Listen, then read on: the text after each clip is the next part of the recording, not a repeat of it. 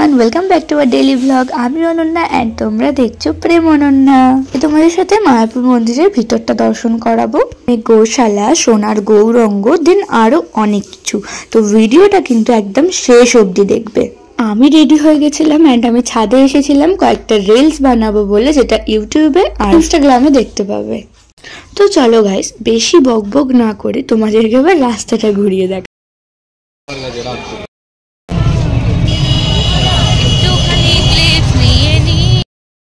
এই ভিডিওগুলোই করেছি, আজকেও এই ভিডিওগুলোই করব। গাইস ফাইনালি আমি গোশালায় পৌঁছে গেছি এন্ড গোশালায় গিয়ে তোমাদেরকে পুরো জিনিসটা দেখাবো।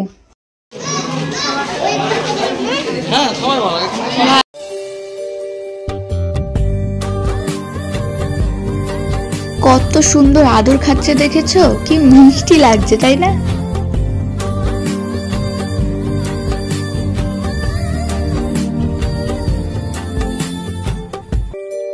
এনাকে অনেক আদর করা হলো, এবার চলো সামনের গুলোকে দেখাই। এনাকে কিন্তু একদম আলাদা ভাবে রেখেছে, কারণ এনার যে সিং, বাবারে বাবা, এত সাধারণ মানুষ ভয় পেয়ে যাবে। সাধারণ মানুষ কি, আমি নিজেই ভয় পেয়ে যাবো।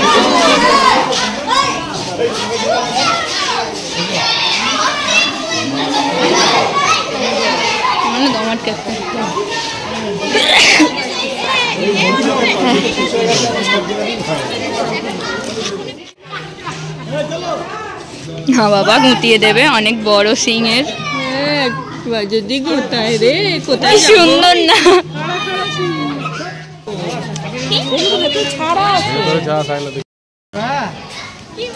এখানে এই গোমাতাগুলোকে অনেকভাবে ভাগ করে রাখা হয়েছিল।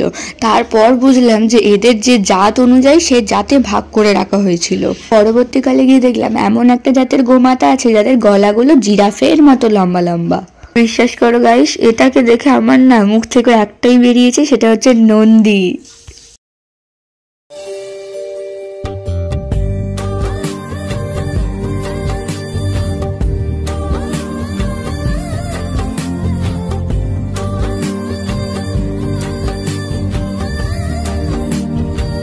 চোখটা কি সুন্দর।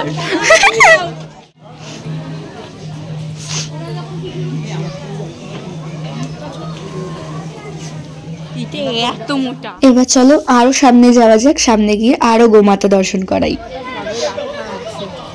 জিরাফের মতো লম্বা লম্বা গলা,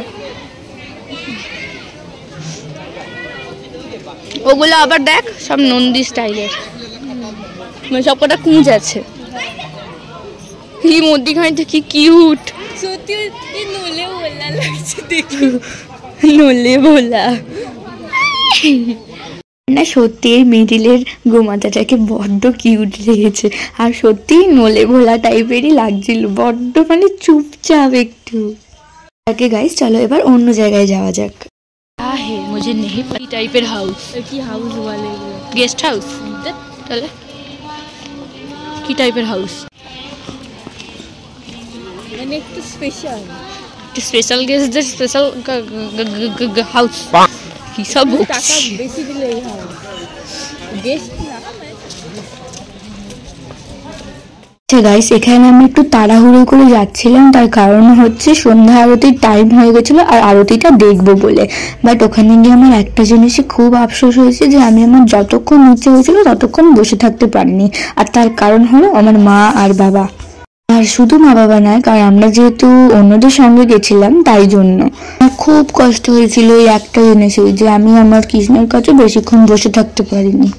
তারপর আমি একা একা পালিয়ে যাবো মায়াপুরে, আমাকে বেশিক্ষণ বসে থাকতে দেয়নি না আমার কৃষ্ণের সঙ্গে। আমি পালিয়ে গিয়ে যাবো, পালিয়ে গিয়ে ওখানে একা একা বসে থাকবো।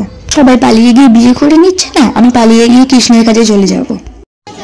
मारो हमको, मारो हमको, जिंदा मत छोड़ो सालो, हम कोई मंदिर का घंटा है कि कोई भी आके बजा जाता है। এটা কিন্তু সেই মুহূর্তটাই যখন আমাকে আমার বাবা বকে বকে কৃষ্ণের কাছ থেকে নিয়ে এসেছিল। আর একে দেখো, ইয়ার কি করা বন্ধ হয় না।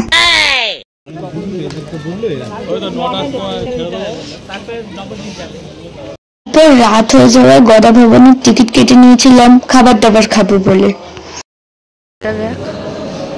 ভুল ভুলাইয়া লাগছে।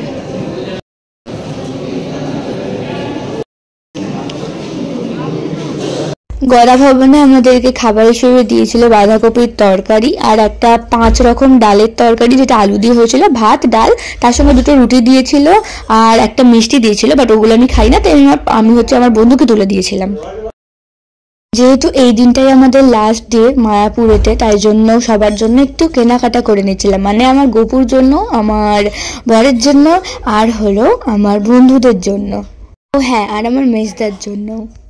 By the way guys, good morning, because এই ভিডিওটা মর্নিং এর। সকালবেলা উঠে পড়েছিলাম হোটেল ছেড়ে দেওয়ার জন্য, আর হোটেল ছাড়ার পরে আমরা একেবারে যখন বাড়ি ফিরবো তখন একেবারে নবদ্বীপ থেকে ঘুরে আসবো, তাই ভাবলাম তোমাদেরকে কি কি কিনেছিলাম, রাত্রির হয়ে গেছিল এবারে দেখাতে পারিনি, তাই এখনই তোমাদেরকে দেখিয়ে দিচ্ছিলাম।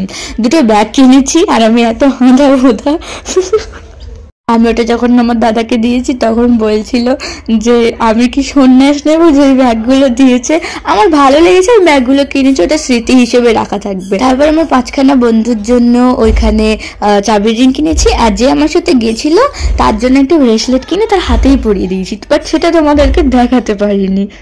ব্যাগগুলো কেমন লাগছে অবশ্যই বলবে। চলো গাইস, এবার আমাকে রেডি হতে হবে। আমি জামা ফামা পরে নিয়েছি, বাট চুল ফুল এখনো কিছু বাঁধিনি, আর আমি এখনো সাজিও নি। হোটেল থেকে একটা মাঠ মতো দেখা যায়, জানো তো, সেখানে একটা সজনে গাছ আছে, বা সজনে গাছটা একদম শুকিয়ে গেছে, আর এখানে কত ডাঁটা ঝুলছে। এটা যদি আমাদের এখানে হতো তাহলে একদিনে মনে হয় সব ডাঁটা সবাই তুলে খেয়ে নিত। আর এখানে গোপুর প্রসাদও খেয়ে নিচ্ছিলাম, কারণ গোপুকে সকাল সকাল খেতে দেওয়া হয়েছিল।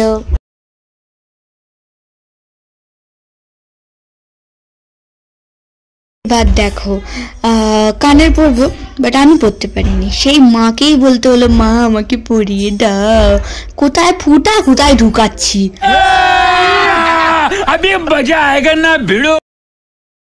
দেন মাই পরিয়ে দিল, বাট অনেক লাগছিল, কারণ এই কদিন ধরে বড় বড় কানের পরা হয়েছিল, আর তাই জন্য ব্যথাটা বেড়ে গেছিল, আর এখন এই কানেরটা পড়ছি ঢুকছিল না, বড্ড লাগছিল।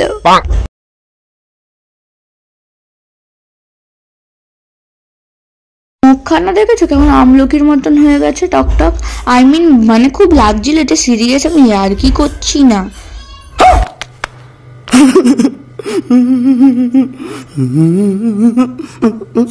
বাট এবার মিষ্টি লাগছে, সুন্দর লাগছে, কিউট লাগছে।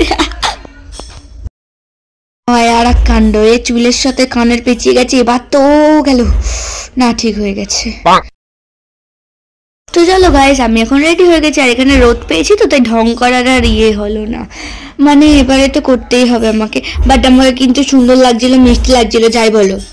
চলো গাইস, সবাই রেডি হয়ে গেছে, আর এখন আমার হোটেলটাকে ছেড়ে দেওয়ার পালা। টাটা টাটা বাবা, মায়াপুর টাটা। এই হাসিটা কিন্তু ক্যামেরা অন করেছিলাম বলে, মোটেও আমার হাসি পাচ্ছিল না, বরং কষ্ট হচ্ছিল আমার কৃষ্ণকে ছেড়ে চলে যাচ্ছি বলে। মায়াপুর লঞ্চ ঘাটে এবার আমরা বাড়ি চলে যাবো গাইস, অনেক কষ্ট হচ্ছে। উনি কিরকম আমার দিকে ঘুরে তাকালেন, ভয়তে আমার আওয়াজ বেরোলো না গলা দিয়ে। मारो मुझे, मारो मारो मुझे, मारो मारो। চলে এসছে গাইস, এবারে অনেক দিনের জন্য আবার মায়াপুরটাকে টাটা বাই বাই বলতে হবে, আবার কবে যাব আমি জানি না।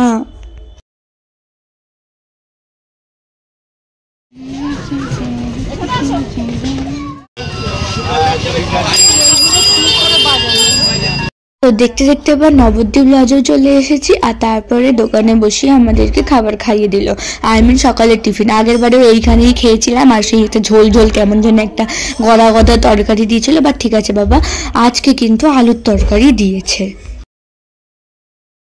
আমি বলছিলাম আমার ইচ্ছে করছে না খেতে, আমার ভাল লাগছে না।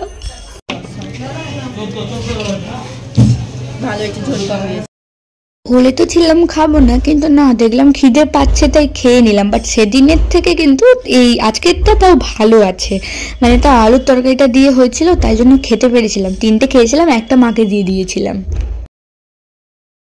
তারপর নবদ্বীপের স্পেশাল দই খেয়ে নিচ্ছিলাম। ওই তো গাইস, এবার নবদ্বীপের সাইট সিন ঘোরার পালা।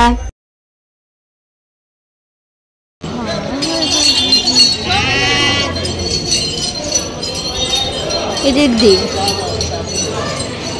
এখানে ভালো আছে, চ চ চ মনামি চ।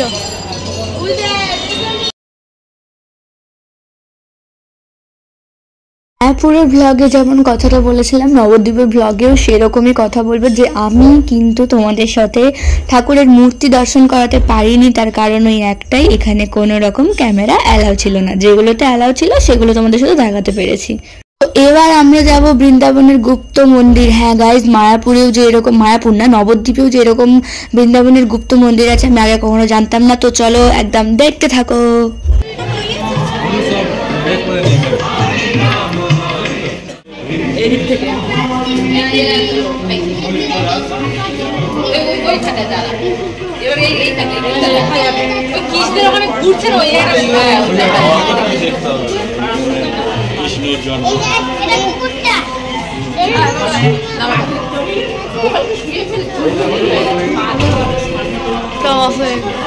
কিসের এটা যুদ্ধ হচ্ছে এটা?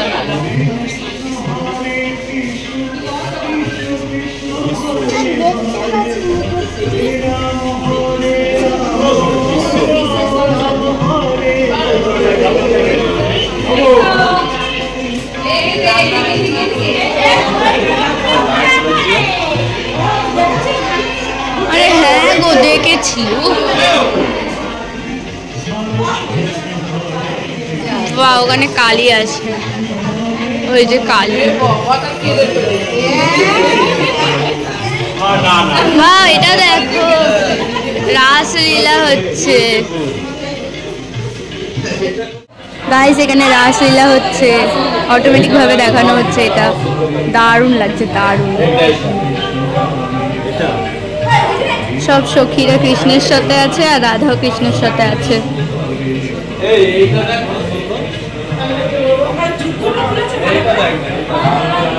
এখানে কাছেও দেখা যাচ্ছে, জাস্ট দারুণ।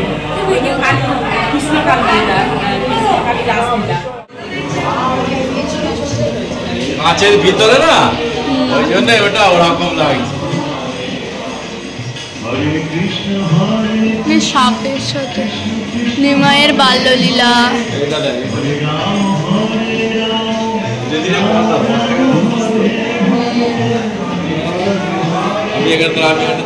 নিমাই সন্ন্যাস যাত্রা।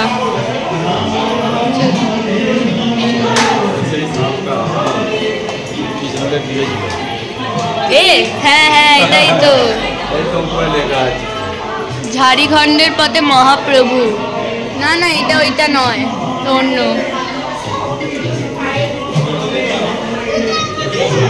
মহাপ্রভুর পুরীর মধ্যে যুদ্ধটা হচ্ছিল না, মন্দিরে জগন্নাথ দর্শন। না না, তুলেছি, বারবার লাইট অফ হয়ে যাচ্ছে না।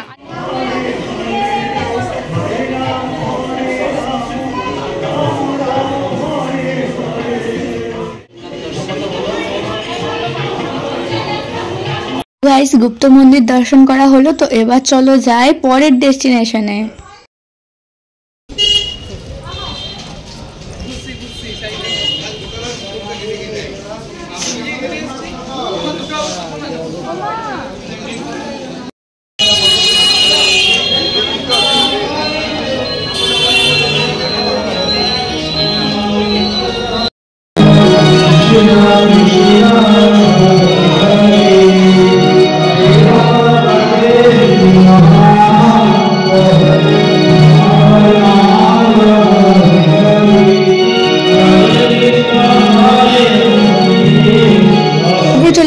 সোনার গৌরাঙ্গ দেখতে। হ্যাঁ গাইস, যেটার জন্য তোমরা অপেক্ষা করে রয়েছো, এটা হচ্ছে সেই সোনার গৌরাঙ্গ।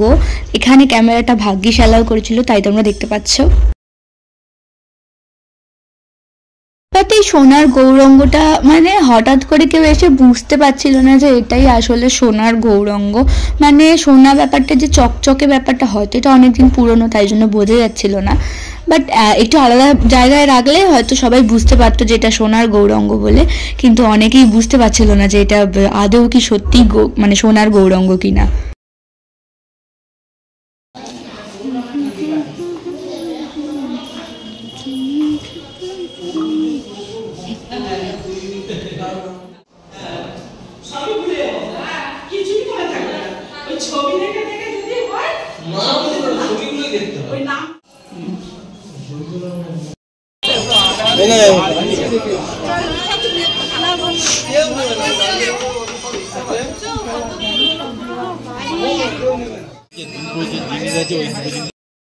নেই তো এদিকে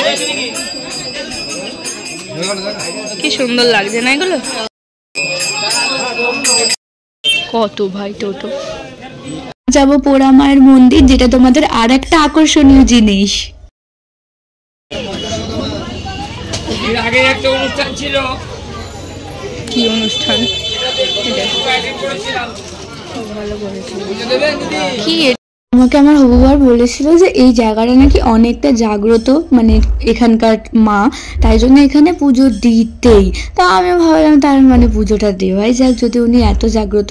কিন্তু বিশ্বাস করো গাইস, অনেক আশা নিয়ে গেছিলাম যে কৃষ্ণের কাছে যাব, আর যাই হোক যে কোনো ঠাকুরের কাছে যাবো না কেন একটু চাইবো যে আমার মনে দুঃখ কষ্টগুলো একটু মিটিয়ে দাও। কিন্তু শেষমেশ ওখানে গিয়ে আমার মুখ দিয়ে কিন্তু কিছু বেরালোই না যে আমার দুঃখ কষ্ট মিটিয়ে দাও। এটা সিনেমাটিক ব্যাপারে শুনেছিলাম এরকম কিছু হয় বলে, বাট এখানে গিয়ে একান্ত বুঝতে পারলাম যে না, এটা সিরিয়াসলি আমি কিছু বলতেই পারলাম না যে আমার দুঃখ মিটিয়ে দাও, আমাকে এটা দাও, আমাকে ওটা দাও। আমি জাস্ট একটা কথাই বলেছি, তোমরা প্লিজ আমার সঙ্গে থেকো, বাস।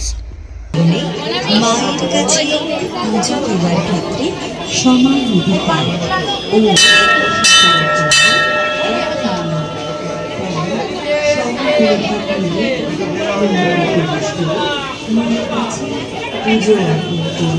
মা শুনেও না আমার কথা।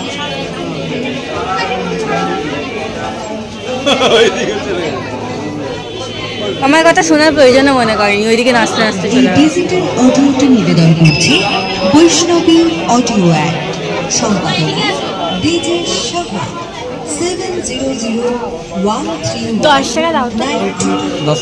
আমি একটু डाला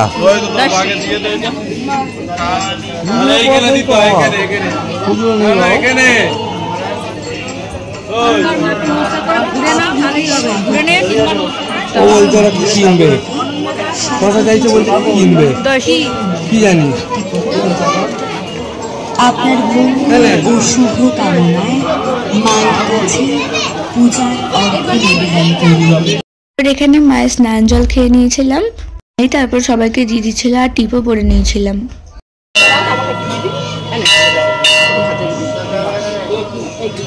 তাড়াতাড়ি না আমার নাহলে সব পড়ে যাবে। হ্যাঁ করো হ্যাঁ করো।